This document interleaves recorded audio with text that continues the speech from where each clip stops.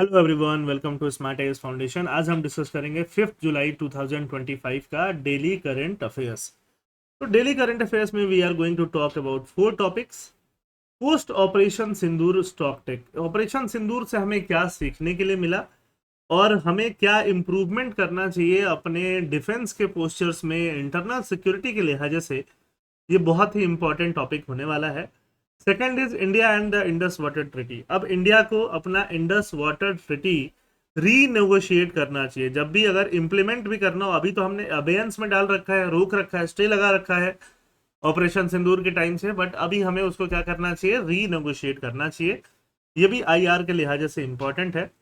Third is US pressure on India to open its market for genetically modified crop. US pressure बना रहा है India पे कि हम अपना मार्केट खोलें, किसके लिए, जेनेटिकली मॉडिफाइड क्रॉप्स के लिए, उन क्रॉप्स के लिए जिनको जेनेटिकली क्या किया जा रहा है, मॉडिफाई किया जा रहा है।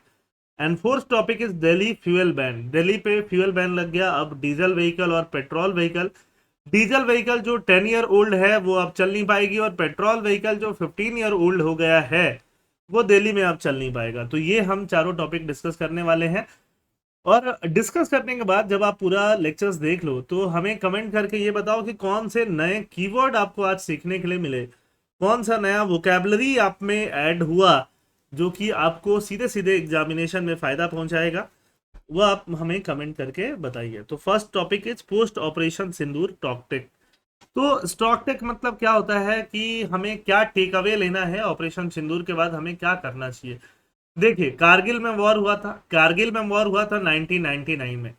अब कारगिल वॉर के बाद हमने क्या किया था, बहुत सारी कमिटीज बिठाई थी, और कमिटीज के रिकमेंडेशन के हिसाब से हम लोगों ने क्या किया था, हम लोगों ने रिफॉर्म्स किया था। तो अभी भी हमें क्या करना चाहिए, ऑपरेशन सिंदूर के बाद हमें कमिटीज बिठानी चाहिए और हमारे डिफेंस में जो लैप्सेस हैं उस लैप्सेस को एड्रेस करना चाहिए। यहाँ पे ये श्री अरुण प्रकाश, जो कि एक तरह से इंडियन नेवी चीफ रह चुके हैं, वो ये आर्टिकल लिखते हैं।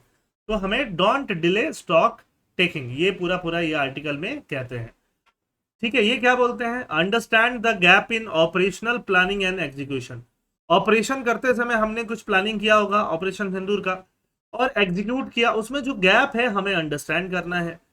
Improving strategic communication and narrative building. Strategic communication कैसे करना है, नैरेटिव कैसे बिल्ड करना है, वो हमें इंप्रूव करना है, जो कि पाकिस्तान ने अच्छा किया। Identifying intelligence and logistical weakness.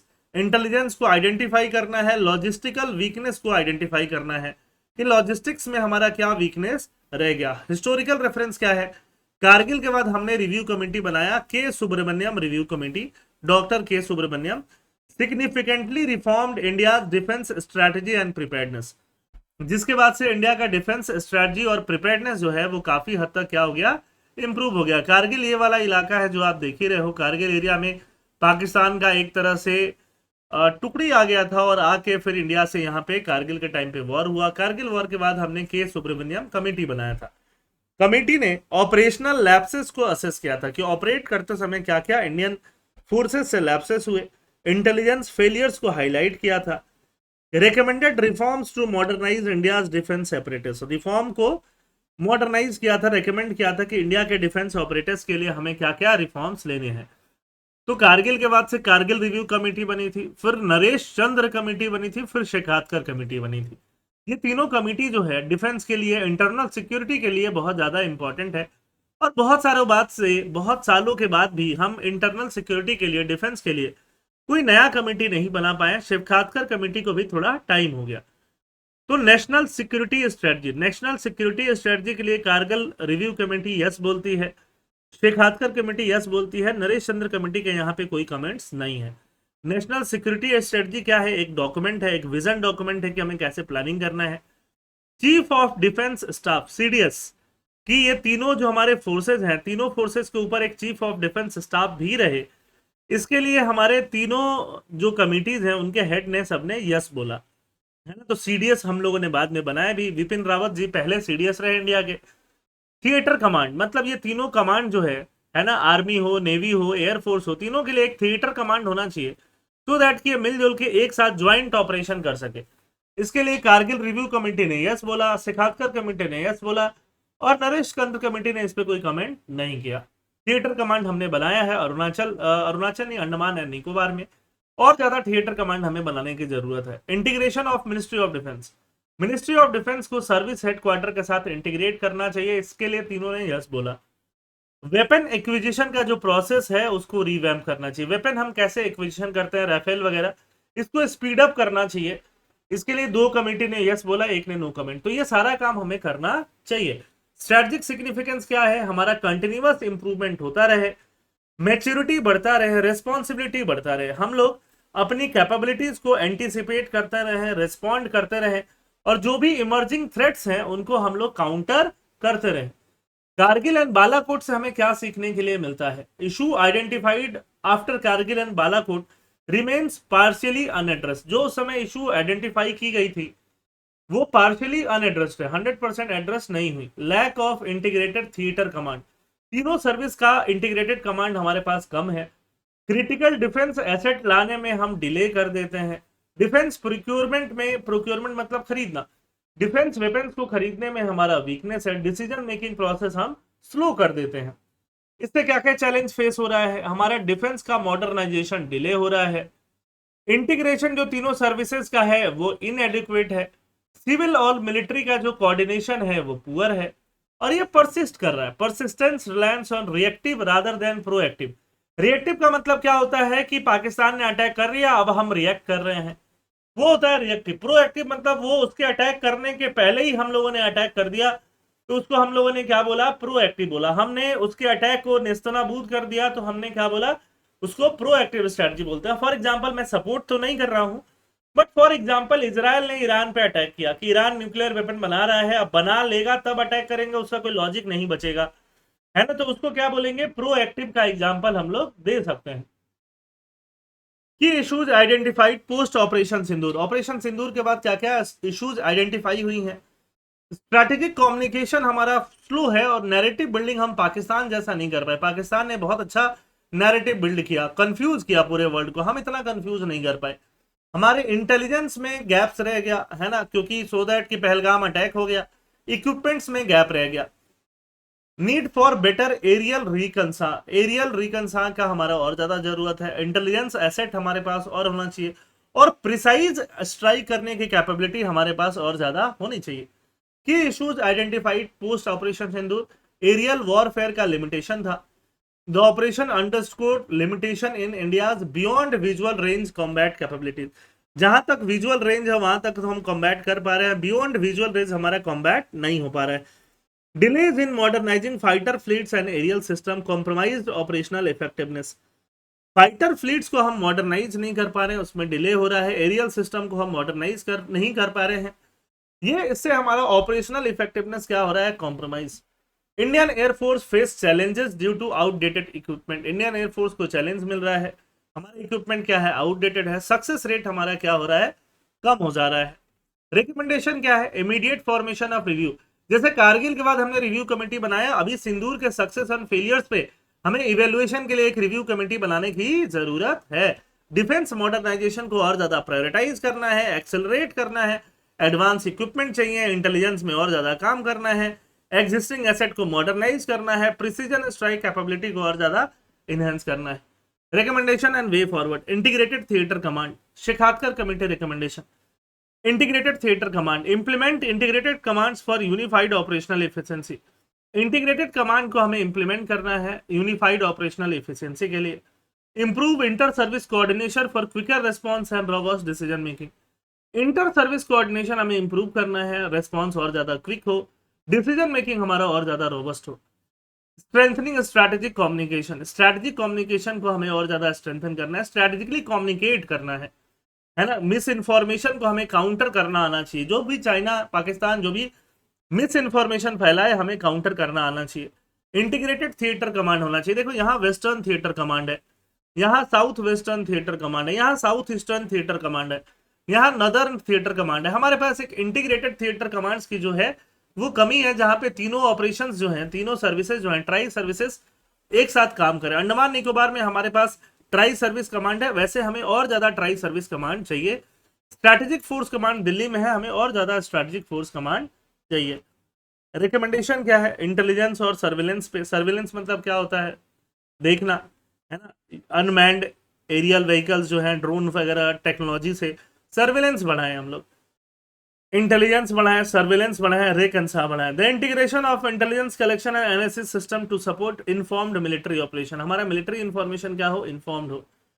Enhancing beyond visual range combat. Beyond visual range से ज्यादा का कॉम्बैट हम लोग क्या कर पाए? इनहेंस कर पाए। Prioritising upgrading air force asset with advance BBr missile and radar technology.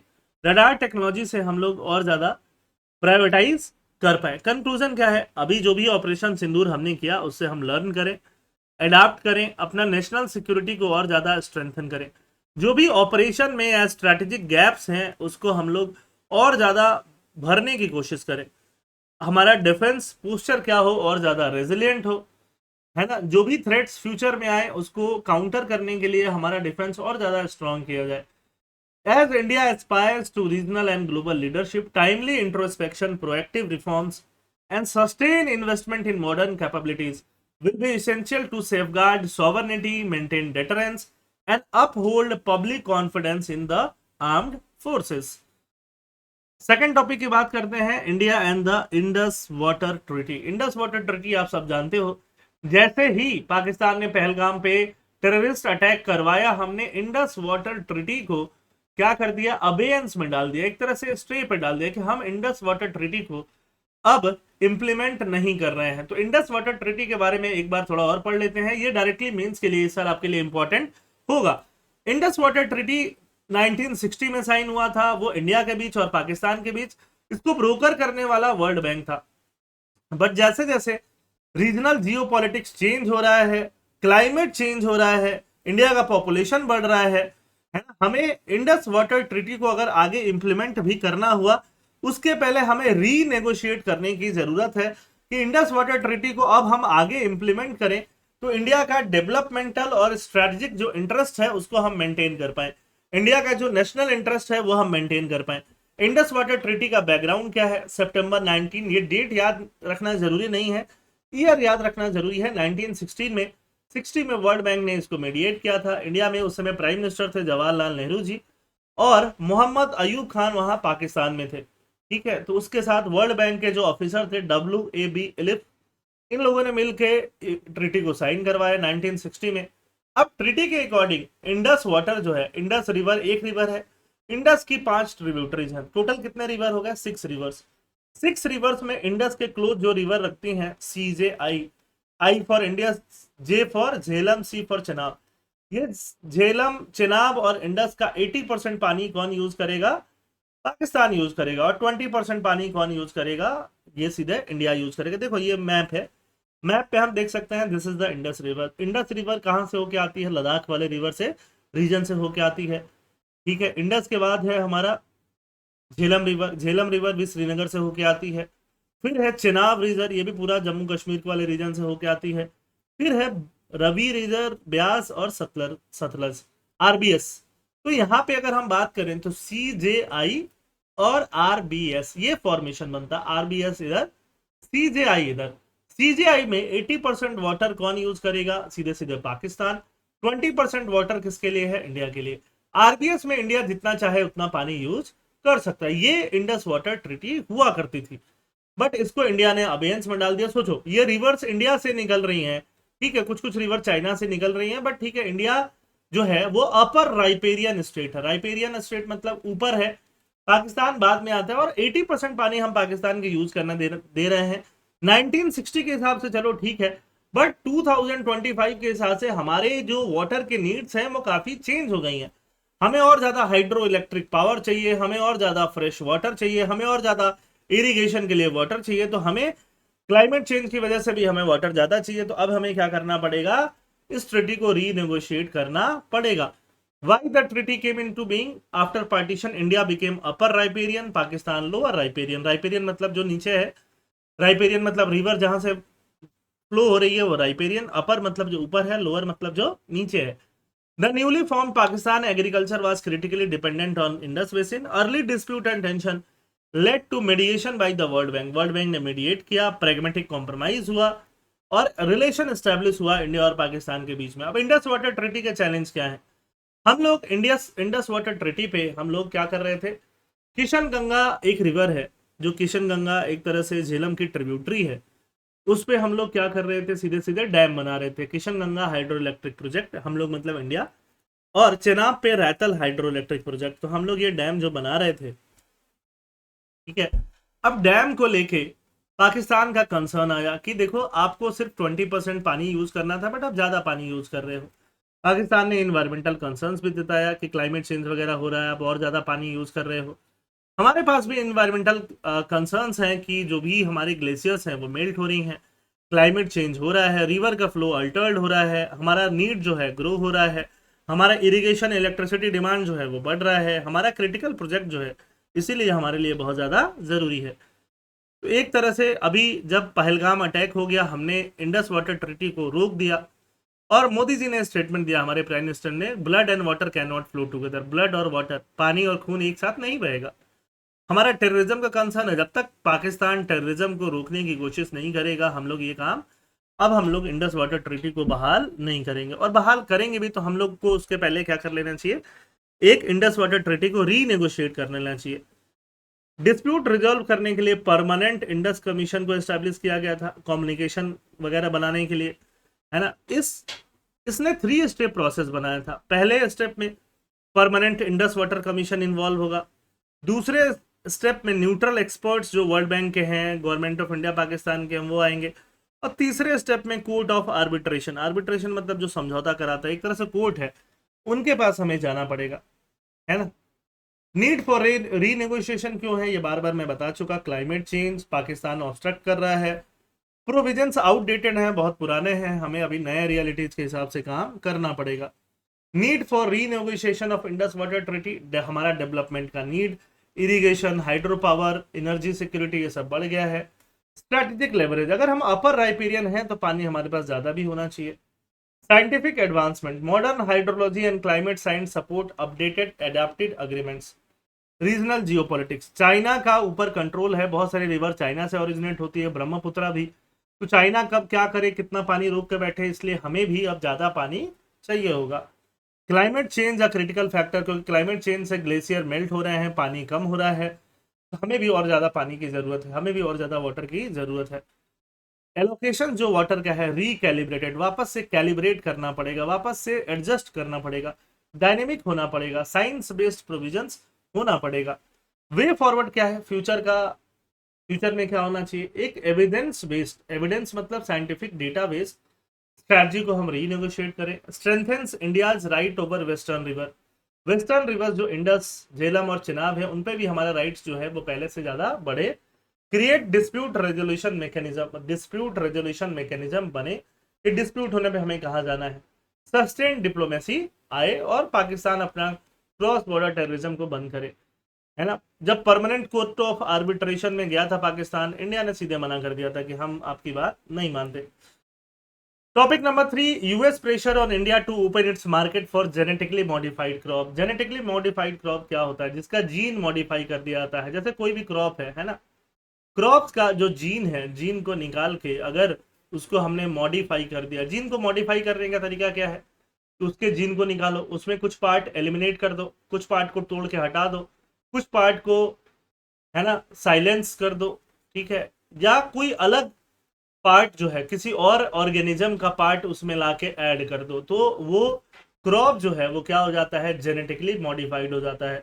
US में जेनेटिकली मॉडिफाइड क्रॉप्स हैं सोयाबीन और मेज, और यूएस प्रेशर बना रहा है कि हम लोग और ज्यादा इंपोर्ट करें ये जेनेटिकली मॉडिफाइड क्रॉप्स का, सोयाबीन और मेज का। देखो इंडिया ने जेनेटिकली मॉडिफाइड क्रॉप तो अलाउ किए हुए हैं, हम लोग इंपोर्ट भी कर लेते हैं, बट खुद खाते नहीं है। That is not for human consumption, है ना। हमारा जो जेनेटिकली मॉडिफाइड क्रॉप है आज तक का, वो है बीटी कॉटन। कॉटन खाने के काम तो आता नहीं है, कपड़े बनाने के काम आता है ना। जिसके जीन्स में हमने सॉयल बैक्टीरिया का जीन्स को ऐड किया है। वो सॉयल बैक्टीरिया क्या करता है? इस पे कोई भी कीड़े मकोड़े लगते हैं उनको खत्म कर देता है ना। तो बीटी कॉटन में पेस्ट कम लगते हैं बिकॉज कि वो जेनेटिकली मॉडिफाइड है। बट अब बात ये हो रही है कि यूएस प्रेशर बना रहा है कि हम सोयाबीन और मेज को इंपोर्ट करें। अब खुद तो हम जेनेटिकली मॉडिफाइड क्रॉप इंडिया में कल्टीवेट करते नहीं हैं खाने वाले, तो हम यूएस वाला कहाँ से इंपोर्ट करेंगे। हाँ, मेज और सोयाबीन जो है उसको एनर्जी के लिए भी यूज किया जा सकता है, बायोडीजल के लिए यूज किया जा सकता है, जिसको हम यूज करते भी हैं, इंपोर्ट करते। यूएस के एक्सपोर्ट में $52 बिलियन का सीधे सीधे सिग्निफिकेंस होता है, रोल होता है इन सोयाबीन का या तो मेज का, है ना। और ये पुश किसके द्वारा मोटिवेटेड है, क्योंकि यूएस में ओवर प्रोडक्शन है, सरप्लस प्रोडक्शन है सोयाबीन का और मेज, मेज मतलब मक्का। पॉलिटिकल कंपल्सन भी है, जिस एरिया में सोयाबीन और मेज ग्रो होते हैं उस एरिया का वोट भी चाहिए। For example Ohio, Pennsylvania, West Virginia, इन इलाकों में ये सब क्रॉप्स होते हैं और इनका वोट हर लीडर को चाहिए होता है। अब वोट चाहिए तो फिर जब जितना एक्सपोर्ट होगा उतना इनको फायदा होगा, है ना। Regions in the US midwest, है ना, इलिनोस, इंडियाना, ओहायो, मिशिगन, इन सब में ये सब क्रॉप्स होते हैं। मैन्युफैक्चरिंग भी होता है, एग्रीकल्चर भी होता है।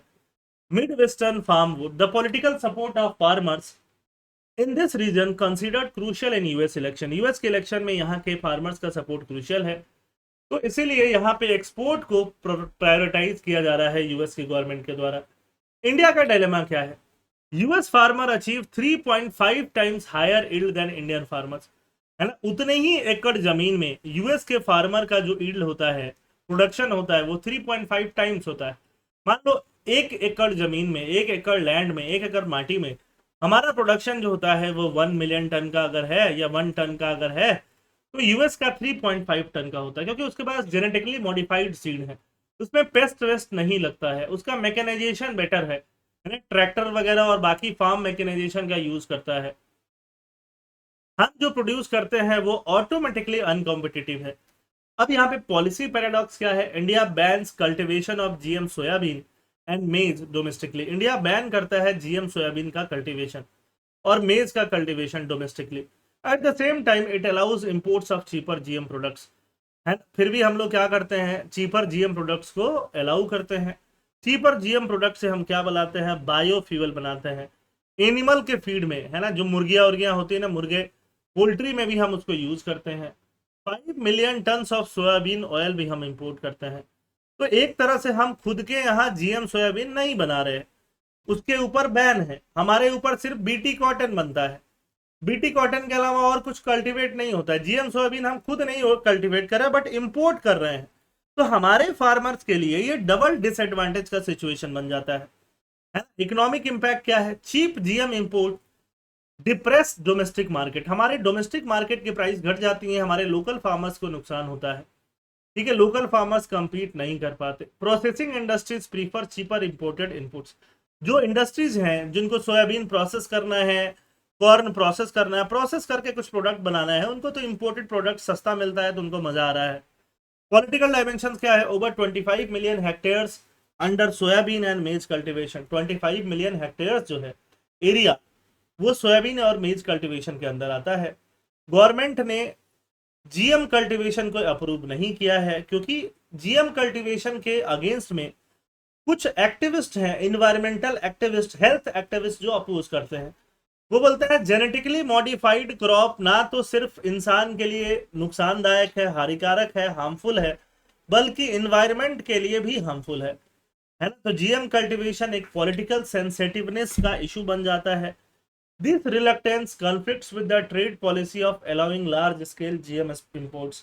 ये reluctance जो है वो अलाउ करता है लार्ज स्केल जीएम इंपोर्ट्स को। GM crops and their development. GM crops और उसका डेवलपमेंट क्या है? GM crops were first introduce in the USA 1994 में। फ्लेवर सेवर टोमेटो के नाम से जीएम क्रॉप इंट्रोड्यूस हुआ था। जीएम क्रॉप का ऑब्जेक्टिव क्या था? पेस्टिसाइड पे, जो कि क्रॉप्स में पेस्टिसाइड डाला जाता है पेस्ट को मारने के लिए, हर्बिसाइड डाला जाता है पेस्ट को मारने के लिए, टॉक्सिन डाला जाता है, उनको हटाया जाए, जेनेटिकली मॉडिफाई कर दिया जाए कि वो अपने आप पेस्ट को मार दे, है ना। तो इससे प्लांट वायरसेस के अगेंस्ट में क्या मिला? प्लांट को रेजिस्टेंस मिला, टॉलरेंस मिला, reducing the need to till the soil to control weeds.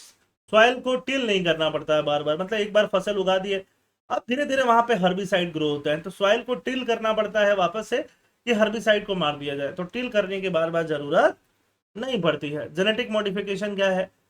DNA को ऑर्गेनिज्म को ऑल्टर करते हैं। This can be done by altering an existing section of DNA और by adding a new gene altogether. नया gene को भी all together यहाँ पे ऐड किया जा सकता है, ये जैसे मैंने आपको ऊपर बताया। ठीक है, तो ये है जेनेटिक मॉडिफिकेशन। जेनेटिक मॉडिफिकेशन में हम लोग सिर्फ क्या अलाउ किए हैं? बीटी कॉटन को 2002 से कॉमर्शियल कल्टीवेशन के लिए अलाउड है। 95% ऑफ टोटल कॉटन अभी क्या है? बीटी कॉटन ही होता है। बीटी ब्रिंजल हम लोगों ने बना लिया था, बट जेनेटिक अप्रेजल कमेटी ने इसको अप्रूव नहीं किया, क्लियर नहीं किया कॉमर्शियल कल्टीवेशन के लिए, है ना। In 2009 Bt brinjal was create for GAC for commercial cultivation, but it was put on a 10-year moratorium by the technical expert committee, है ना। मतलब एक तरह से अप्रूव नहीं हुआ, अप्रूव होने के बाद 10 साल के लिए रुक गया, मतलब अप्रूव नहीं हुआ, क्योंकि बहुत सारा इस पर बैकलेस आ गया, है ना। ये देखो, ये है आपका ब्रिंजल, ब्रिंजल मतलब जेनेटिकली मॉडिफाइड ब्रिंजल। अब ये जेनेटिक इंजीनियरिंग अप्रेजल कमेटी क्या है? अगर जेनेटिकली मॉडिफाइड क्रॉप हो रहे हैं, उस क्रॉप्स को अप्रूवल कौन देगा? जीईएसी देगा। ये जीईएसी क्या है? एक स्टैट्यूटरी कमेटी है, मतलब इसको पार्लियामेंट ने लॉ से बनाया है और ministry of environment forest and climate change के अंदर आती है। इसमें चेयरमैन वगैरह होते हैं, को चेयरमैन होता है, चेयरमैन को चेयरमैन इतने इंपॉर्टेंट नहीं है। इसका रिस्पॉन्सिबिलिटी क्या है? जो भी जेनेटिकली इंजीनियर्ड ऑर्गेनिज्म है, चाहे वो क्रॉप हो चाहे वो कोई और एनिमल हो, उसको इन्वायरमेंट में डालने से पहले एक्सपेरिमेंट करके देखना कि वो इन्वायरमेंट को डैमेज तो नहीं कर रहा है। GM mustard crop, GM mustard crop में डीएमएच 11, डीएमएच 11 क्या है? एक तरह से, है ना, डीएमएच 11 को डेवलप किया दिल्ली यूनिवर्सिटी ने। It paves the way for the commercialisation of countries first GM food crop. DMH मतलब एक तरह से मस्टर्ड ऑयल की बात यहाँ पे हो रही है ना। GM mustard has not been release for commercial cultivation, तो जीएम मस्टर्ड को भी रिलीज नहीं किया गया है। उसके अलावा ब्रिंजल को भी, जेनेटिकली मॉडिफाइड ब्रिंजल को भी रिलीज नहीं किया गया है ना। तो ये सब रिलीज नहीं किया गया है, सिर्फ और सिर्फ कॉटन का किया गया है। जीएम क्रॉप्स के बारे में कंसर्न्स क्या है? ह्यूमन हेल्थ इंपैक्ट हो सकता है, ग्लाइफोसेट उसमें यूज होता है जो ह्यूमन के लिए कार्सिनोजेन मतलब कैंसर कॉजिंग हो सकता है, और अचानक से प्रोडक्शन बहुत ज्यादा बढ़ जाएगा तो सप्लाई बहुत ज्यादा बढ़ जाएगा, सप्लाई बढ़ जाएगा और डिमांड कम रहेगा तो फार्मर्स को प्राइसेस कम मिलेंगे, तो फार्मर्स को लॉस हो सकता है। बीटी कॉटन में भी लॉस हो चुका है फार्मर्स को। इफेक्ट ऑन हनी बीज एंड अदर पॉलिनेटर्स, हनी बीज और अदर पॉलिनेटर्स पे भी इफेक्ट पड़ेगा, जो जाके क्रॉप्स के ऊपर बैठते हैं, उनका नेक्टर को यूज करते हैं और हनी बनाते हैं। वो बीटी कॉटन या बीटी प्रोडक्ट्स पे, बीटी ऑर्गेनिजम्स पे जब बैठेंगे तो हनी बीज पे डायरेक्टली क्या पड़ेगा? इम्पैक्ट करेगा। इंडिया में रेगुलेटरी फ्रेमवर्क क्या है? Food safety and standard act बनाया गया है, जिससे FSSAI आता है, वो अप्रूवल देता है। रिव्यू कमेटी है जेनेटिक मैनिपुलेशन के ऊपर, ये सब याद रखने की जरूरत नहीं है।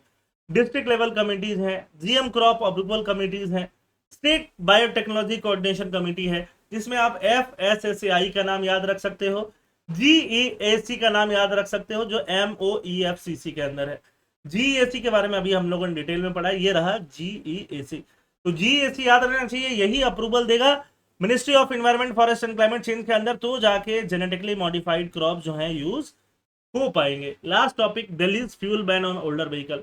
ओल्डर व्हीकल पे जिनका समय आ गया है ना, खासकर डीजल व्हीकल जो 10 साल पुराने हो चुके हैं, पेट्रोल व्हीकल जो 15 साल, अब जुलाई 1 से दिल्ली उनको अलाउ नहीं कर रहा है। दिल्ली के पेट्रोल पंप पे उनको पेट्रोल डीजल नहीं मिल रहा है ना। ये दिल्ली ने क्यों डिनाई किया? Denied fuel at Delhi fuel station under the commission for air quality management directive. Air quality management, क्योंकि दिल्ली में पॉल्यूशन लेवल बहुत ज्यादा हो जाता है, तो दिल्ली ने डिसाइड किया है एंड ऑफ लाइफ व्हीकल, है ना। एक व्हीकल का अपना एंड ऑफ लाइफ डेट आएगा, जो कि डीजल व्हीकल के लिए 10 साल होगा और पेट्रोल व्हीकल के लिए 15 साल होगा। एनसीआर में जहां पॉपुलेशन डेंसिटी ज्यादा है, उसके लिए 1 जुलाई से भी ये व्हीकल बैन है, और बाकी एनसीआर में जहां पॉपुलेशन डेंसिटी थोड़ा कम है, वहां पे 1 अप्रैल 2026 से ये बैन होंगे। मतलब बाकी जगह पे जाके इनको अपना व्हीकल्स क्या करना पड़ेगा? बेचना पड़ेगा। Commission for air quality management, ये commission for air quality management कब बना? 2021 में, है ना। देखो, ये पॉल्यूशन रियल पॉल्यूशन है, ये जो आप देख रहे हो फिगर में ना, ऐसा ही दिल्ली दिखता है, और ऐसा एक दिन नहीं दिखता है, महीनों दिखता है, 3 महीने 4 महीने दिल्ली, गुड़गांव, है ना, गाजियाबाद यूपी का एरिया, बहुत सारे एरियाज ऐसे ही दिखते हैं। तो दिल्ली और दिल्ली के आसपास का सराउंडिंग एरिया जो है एनसीआर रीजन, मतलब पूरा पूरा पंजाब नहीं, पंजाब का कुछ एरिया, हरियाणा का कुछ एरिया, राजस्थान और यूपी का कुछ एरिया जो दिल्ली के बिल्कुल सराउंडिंग्स में आते हैं, एनसीआर में आते हैं, उसके लिए स्टैब्लिश किया गया था commission for air quality management. ये कोऑर्डिनेट करता है and overseas effort to improve air quality को इंप्रूव करता है, प्रिवेंट करता है और एयर पोल्यूशन को कंट्रोल करता है दिल्ली एनसीआर में और सराउंडिंग एरियाज में। इसका ज्यूरिसडिक्शन क्या है? दिल्ली एनसीआर, पंजाब, हरियाणा, राजस्थान और यूपी इसका ज्यूरिसडिक्शन है। Commission for air quality management, अब एयर क्वालिटी मैनेजमेंट के लिए क्या कमीशन होंगे? पावर्स क्या है? Restrict activities impacting air quality, activities को रेस्ट्रिक्ट करना इंपैक्टिंग एयर क्वालिटीज के लिए। पॉल्यूशन के ऊपर रिसर्च कंडक्ट करना। Issue binding direction to authorities and individual, issue binding direction issue करना अथॉरिटीज के लिए और इंडिविजुअल्स के लिए। कॉम्प्लायंस को इन्फोर्स करना और प्रिवेंटिव एक्शंस लेना। इसके कॉम्पोजिशन क्या होंगे? Chairperson, secretary, chief secretary, rank official जो हैं इसके मेंबर्स हैं, चेयरपर्सन है ना, एक्स ऑफिशियो मेंबर है हर जगह से, दिल्ली, पंजाब, हरियाणा, राजस्थान और यूपी से। एक टेक्निकल मेंबर्स को इसमें एक्स ऑफिशियो मतलब जस्ट एक मेंबर बना के बिठाया गया है। एनजीओ से भी मेंबर है यहाँ पे, है ना, central pollution control board, ISRO, NITI Aayog, सबसे इसके अंदर मेंबर है। अब ओल्डर व्हीकल एक कंसर्न क्यों? देखो पहले जो व्हीकल्स थे, पहले व्हीकल्स थे BS3 स्टैंडर्ड के, BS4 स्टैंडर्ड के। अभी जो व्हीकल यूज हो रहे हैं BS6 स्टैंडर्ड के। तो BS6 और BS4 में ही अंतर अगर हम लोग देख लें तो BS4 व्हीकल जो है वो BS6 व्हीकल, मतलब ये क्या है? व्हीकल्स का मॉडर्नाइजेशन है। BS6 व्हीकल के कंपैरिजन में BS4 vehicle 4.5 to 5.5 time more particulate matter को रिलीज करता है। मतलब धुआं, धुआं जब निकलता है ना सीधे सीधे, ठीक है, व्हीकल से, तो व्हीकल्स के धुएं में क्या होते हैं? छोटे छोटे छोटे छोटे छोटे छोटे छोटे छोटे पार्टिकल्स होते हैं जिनका साइज बहुत छोटा होता है, बहुत छोटा साइज होता है। इनको हम पार्टिकुलेट मैटर बोलते हैं, जो कि BS4 इंजन में बहुत ज्यादा था, है ना, 5 टाइम ज्यादा था, और BS6 इंजन में 5 टाइम कम है। तो इसीलिए BS6 इंजन को मैंडेटरी किया गया था 2020 से, अप्रैल 1 2020 से। और जैसे ही अभी बैन हुआ तो पुराने व्हीकल्स बैन हो गए, ऑलमोस्ट मैक्सिमम BS4 व्हीकल्स अब बैन हो जाएंगे। दिल्ली की ट्रांसपोर्ट या ट्रांसपोर्ट की बात करें तो ये पर्टिकुलेट मैटर में किसी का साइज होता है 2.5 माइक्रोन। 2.5 माइक्रोन वाले 28% रहते हैं जो कि सीधे सीधे पॉल्यूशन में भाग लेते हैं। सल्फर डाइऑक्साइड 41% होता है, और NOx NO2 वगैरह जो है 78% एमिशन होता है ट्रांसपोर्ट सेक्टर से ही। तो अगर हम लोग पुराने व्हीकल्स को बैन कर देते हैं तो दिल्ली का एयर इंडेक्स काफी ज्यादा क्या हो जाएगा? इंप्रूव हो जाएगा। While legal mandate for banning over-age vehicle existed since 2015, lack of technology delays enforcement। पुरानी व्हीकल्स को बैन करने के जो तरीका है, तारीख है, वो 2015 से लॉ एग्जिस्ट करता है, बट टेक्नोलॉजी अभी आया है, तो टेक्नोलॉजी की वजह से अभी जाके इसको बैन किया जा रहा है। PM10 क्या है? 10 माइक्रोन का छोटा छोटा पार्टिकल जिसमें पॉलन, डेजर्ट का डस्ट, ये PM10 में आता है। PM2.5 में क्या है? और छोटे से फाइन पार्टिकल्स PM2.5 में आते हैं जो वेहिकुलर इमिशन में बहुत ज्यादा निकलते हैं, धुएं के साथ बहुत ज्यादा निकलते हैं। और इनहेलेबल पार्टिकल में वायरसेस, एग्जॉस्ट गैस, ये इनहेलेबल पार्टिकल्स आ जाता है ना, तो ये सब बहुत ज्यादा निकलता है व्हीकल से।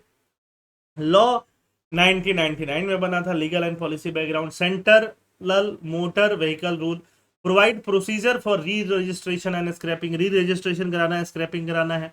न्यू स्क्रैपिंग रूल्स आया, environmental protection end of life vehicle rule 2025 में, जिसको 1 अप्रैल से इंप्लीमेंट करना था।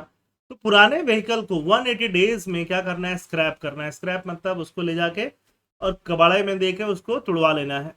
रजिस्टर्ड व्हीकल स्क्रैपिंग फैसिलिटी आया 2023 में। पुराने व्हीकल को अगर कोई स्क्रैप कराता है, नया व्हीकल खरीदने पे उसको बहुत ज्यादा छूट मिलेगा, है ना। NGT में 2015 में ही बैन लग रहा था डीजल व्हीकल पे और पेट्रोल व्हीकल पे। सुप्रीम कोर्ट ने NGT के बैन को अपहेल्ड किया, बोला कि हाँ अच्छा है, नेशनल ग्रीन ट्रिब्यूनल ने बोला कि बैन होना चाहिए तो बैन होना चाहिए, ऐसा सुप्रीम कोर्ट ने बोला। मोटर व्हीकल एक्ट भी बोलती है कि नॉन ट्रांसपोर्ट व्हीकल का जो लाइफ है 15 ईयर होना चाहिए, है ना। एक्सपायरी के बाद रजिस्ट्रेशन जो है वो क्या हो जाएगा? इनवैलिड हो जाएगा। Effectiveness of such measure in dealing with Delhi's bad air problem. अब दिल्ली के बैड एयर प्रॉब्लम के साथ डील करने में क्या क्या इफेक्टिवनेस होगा? खाली ये सिंगल मेजर ही काम नहीं करेगा, हाँ ये मेजर ठीक है, बट अकेला इसी मेजर से काम नहीं होला। फुली रिजॉल्व दिल्ली का severe air quality crisis improve नहीं होगी।